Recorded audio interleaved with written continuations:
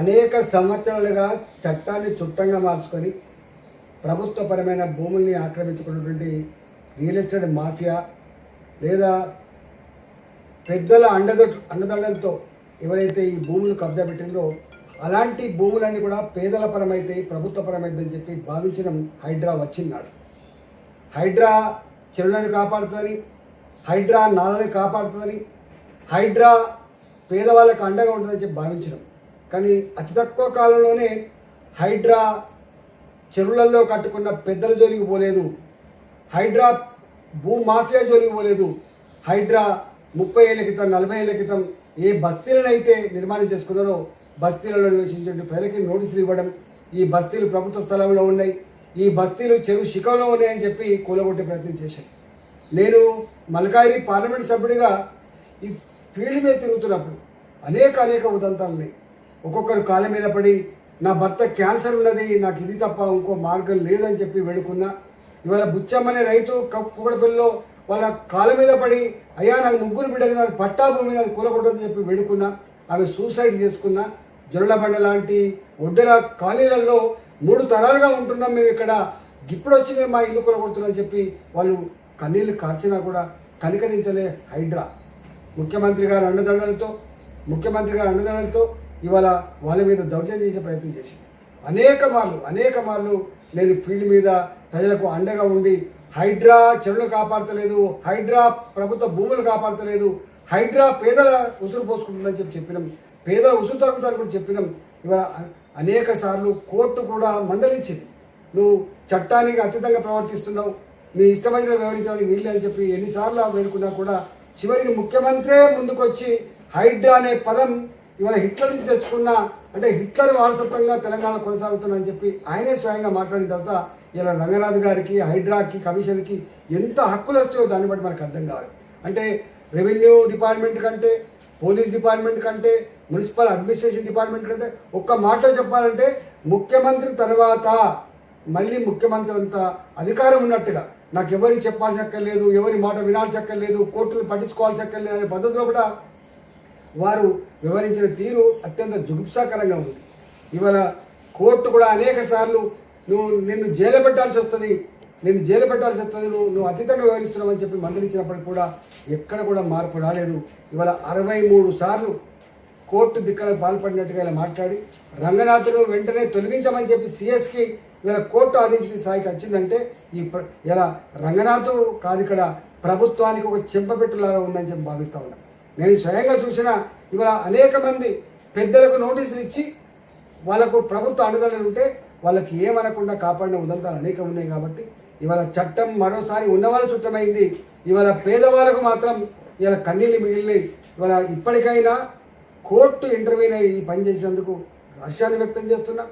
ప్రభుత్వ అధికారులను సూచన చేస్తున్నా, ప్రభుత్వ అధికారులుగా ఐఏఎస్ ఆఫీసర్లుగా, ఐపీఎస్ ఆఫీసర్లుగా మీరు సర్వీస్ 35 సంవత్సరాలు ఉంటాయి. రాజకీయ పార్టీలుగా ప్రభుత్వాలు 5 ఏళ్ళకి ఒకసారి మారుతూ ఉంటాయి. కానీ మీరు ఇష్టానికి లోబడి కాకుండా చట్టాల లోబడి పనిచేసే ప్రయత్నం చేయాలి తప్ప బాసుల ఆదేశాలని తూచా తప్పకుండా పాటించి కటకటాలు పాలైనటువంటి అనేక ఉదంతాలు ఉన్నాయి. కాబట్టి ఇప్పటికైనా బాసులు ఆదేశించగానే 100ల సంఖ్యలో బుల్డోజర్లు పోవడం, 100ల సంఖ్యలో ఈ సిమెంట్ కాంక్రీట్ వెహికల్ పోవడం, 100ల సంఖ్యలో పోలీసులు పెట్టి ప్రజల మీద దౌర్జన్యం ప్రయత్నం చేయాలని చెప్పి నేను డిమాండ్ చేస్తా ఉన్నా. ఇవాళ ఇప్పటికైనా ఈ చర్య జరిగినందుకు గర్విస్తూ ఉన్నా.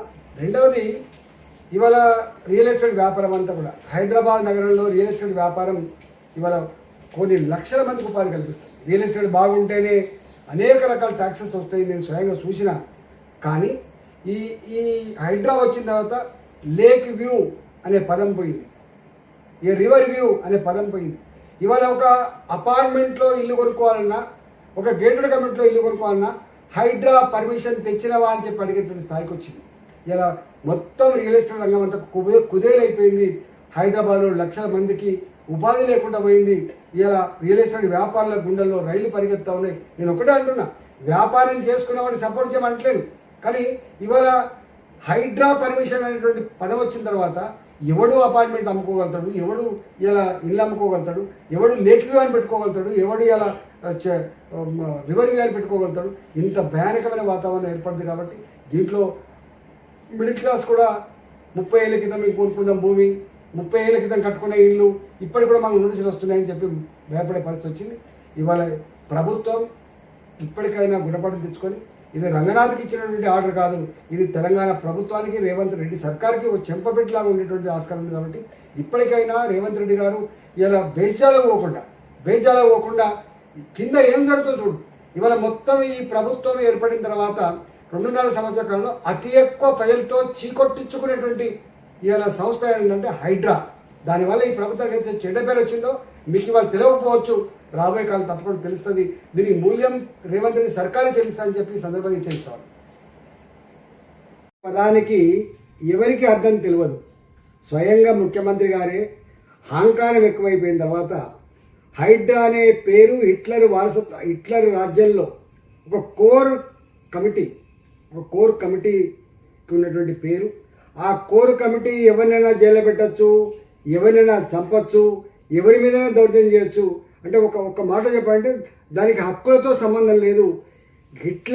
హిట్లర్ కొన్ని వేల మందిని గ్యాస్ పైపులలో పంపించేటప్పుడు ఒక గట్లాంటి సంస్థ ఇది. ఆ సంస్థని ఈయన ఇన్స్పిరేషన్ తీసుకొని, ఈయన ఆదర్శంగా తీసుకొని ఇలా పెట్టినా అని చెప్పి తనే చెప్తున్నాడు, మనం చెప్పట్లేదు. హైడ్రా అనేటువంటి పదం ఎక్కడి నుంచి వచ్చిందో అని చెప్పి చాలామంది అనుకున్నారు. కానీ హైడ్రా హిట్లర్ రాజ్యంలో ఇంత దుర్మార్గాలకు ఒడిగట్టిన సంస్థ అని చెప్పి మాత్రం ఏమైనా తెలియదు. ఇవాళ అదే పని ఈ రాష్ట్రంలో చేసింది. దాన్ని తప్పకుండా హిట్లర్కి ఏ గతి పట్టిందో ఇలా ఈ సర్కారు కూడా గదే గతి పడుతుందని చెప్పి తెలంగాణ ప్రజానికం శాపనాదాలు పెట్టిండ్రు. తప్పకుండా దీన్ని మూల్యం చెల్లించక తప్పదు.